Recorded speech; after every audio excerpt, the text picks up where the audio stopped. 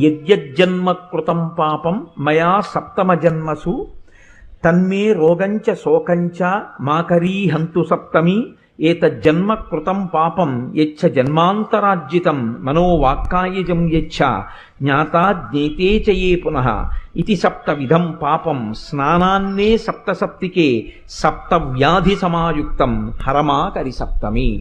7 జన్మలలో 7 రకాలుగా చేసినటువంటి పాపముల వలన నేను పొందబోతున్నటువంటి 7 రకములైన భయంకర వ్యాధులు ఏవున్నాయో వాటితో సహా ఓ సప్తమి, నేను ఈరోజు ఉదయం చేస్తున్నటువంటి ఈ స్నానము చేత ఆ దురితము తొలగుగాక అని సంకల్పం చేసి ఎవరు స్నానం చేస్తారో వారికి ఆ పాపాన్ని తొలగిస్తారు. యద్యజ్జన్మ కృతం పాపం మయా సప్తమ జన్మసు తన్మే రోగంచ శోకంచ మాకరీహంతు సప్తమి ఏతజ్జన్మ కృతం పాపం యచ్చ జన్మాంతరార్జితం మనోవాక్కాయ